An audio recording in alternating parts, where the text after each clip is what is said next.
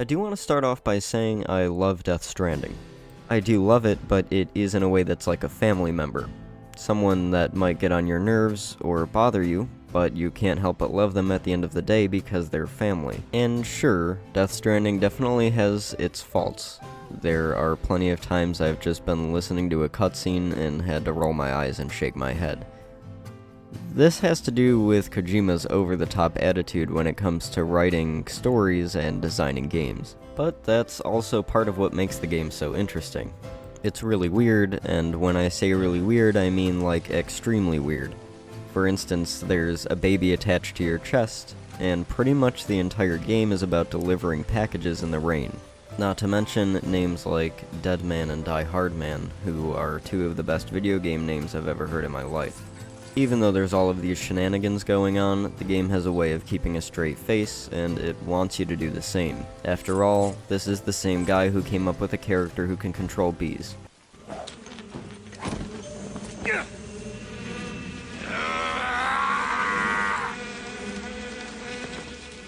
Let's get started. You play as Sam Porter Bridges, played by Norman Reedus, who's kind of like an Amazon delivery man in the apocalypse. You're humanity's last hope to connect America to the chiral network, which is essentially the game's version of the internet. As I mentioned earlier, during the game you have a baby attached to your chest in a jar of amniotic fluid, and sometimes you need to keep track of his mental health as well. And all of this is just a small portion of what I'm talking about when I try to explain that this game is so weird. But I think there's also something to be said about the commitment to the weirdness the game does have. On one hand, the game is really dedicated to its own bullshit, but at the same time, it falls flat on the characterization. Not only that, but most of the introduction to the game has little to no story or cutscenes worth talking about. During your time playing as Sam, the game is going to beat you, and when I say it's going to beat you, I mean it's going to wail on you like you owe it money.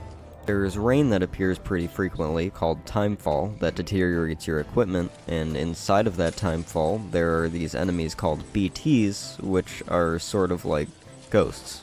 In the beginning of the game, the BTs can only be fought with grenades, and on top of that, you've got guys called mules trying to steal your cargo.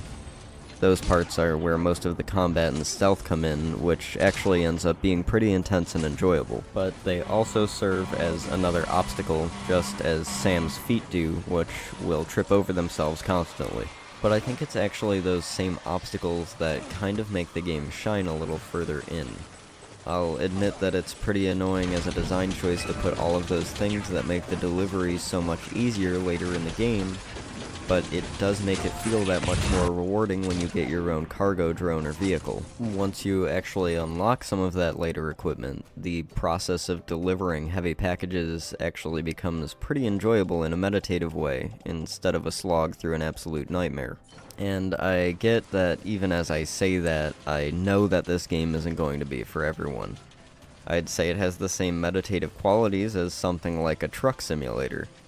What I find to be one of the game's largest strengths, though, is that it does include that slow, relaxed pace, and it applies it to a world that's way more interesting to me than our real-world highways and roads. It's the atmosphere and design of Death Stranding, and I'm talking about everything from architecture to the enemies that gives me such a surreal vibe.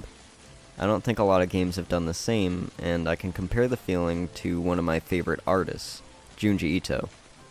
His work can be disturbing and creepy, but it all takes place in a warped version of the real world, and that's what draws me to his art so much. The feeling is the exact same one I get while I'm playing Death Stranding.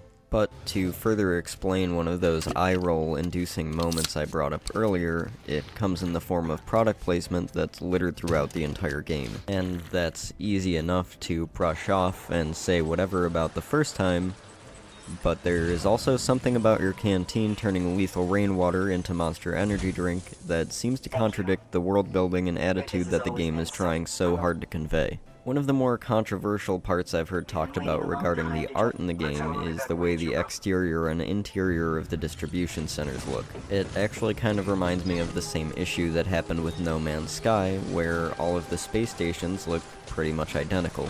And even though this might just be an easy way to not come up with building designs, despite it, it does provide a kind of home-like feeling to the distribution centers. After climbing up and down a mountain, returning to something so familiar is actually kind of comforting in a way. A lot of the terrain in the game is grassy, barren fields, or a lot of rocks, so it's nice coming back somewhere filled with technology and convenience like the distribution centers are. Not only that, but it also refills all of your meters. And don't get me wrong, I hate meters like this in most games, but the way they're implemented in this game is actually pretty fun to engage with.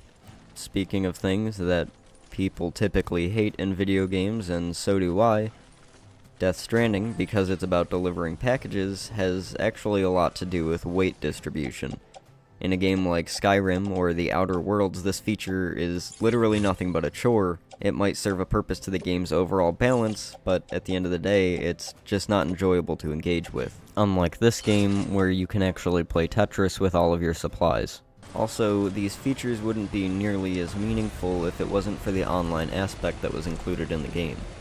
With the online mode, you're able to actually kind of be indirectly connected to other players. You can't see them, but you are able to use their items and structures that they've placed in their own world in order to benefit yourself. All of that online mumbo-jumbo did sound pretty cool to me at first, but it has had its fair share of issues. In front of most of the distribution centers, you'll find huge clusters of signs that people have put down. You are able to remove anything you don't want in your world, so that's nice, but it never turned into a huge problem for me. It is, however, really worth it when you run into something that's been built by another player, even if they built it for their own good. Like, there was a time I came across a generator just as my vehicle was running out of power, and that's when I was like, this is actually pretty cool. But even despite what I said about the signs earlier, the feature is actually really useful and works really seamlessly in the game. The way this whole system works actually kind of reminds me of the game Journey, where I completed the entire game online with another player who I never met or talked to even once.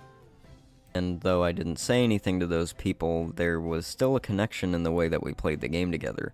And don't get me started on how much time I've spent reading messages left by other players in Dark Souls. Like I was saying earlier though, most of the beginning of the game has little to no meaty story to even talk about. The story that is in the game is at least somewhat captivating. Much like Kojima's previous games, he tends to either over-explain everything or under-explains them, which leaves us confused and clueless as to why there's a guy who controls bees with his hands. And there is a part of me that wants to sit down and dissect every single piece of this game's story, but maybe some points are better left mysterious. I have really liked learning about what is explained in Death Stranding, though, and learning about the world has led to some of my favorite moments in the game. My biggest problem with this information, however, comes with how it's delivered to Sam, in an email. Because in a world where people have floating cargo carriers and generators that you can build with a briefcase, people are still using email. And as funny as that is, the big shame comes with how there's the barren beginning portion of the game that could have used that time to explain these facts. I actually wanted to address really quickly what Kojima had said in an interview with an Italian games journalism website, TGCom24, where after being asked about whether he read the reviews, he said, "I have to say that the game got enthusiastic reviews, especially in Europe and Japan. Here in the US, on the other hand, we've had tougher critiques. Maybe it's a difficult game to understand for certain types of critics and audience. Americans are big fans of first-person shooters, and Death Stranding isn't one of those." And I'm definitely not going to say I fully agree with his points here, but I think there may be a drop of truth to what he says. I think many people were excited for something that was some kind of magical power military shooter fest, but Death Stranding just didn't end up being that, and I think that's okay. All in all, I do think Death Stranding has its issues, a fair share of them actually. Some of them happen to be larger than others, but even then, all of these interconnected systems within the gameplay, the cinematography, and the overall atmosphere come together and are able to make the game, for me at least, a slow-paced but enjoyable walk through a surreal world. Not only that, but it is pretty nice to see Kojima work on something that's not Metal Gear Solid for a change. So, Death Stranding might be really, really weird, and it's not hard to see how it got on a lot of people's nerves, but either way, I can't help but love it.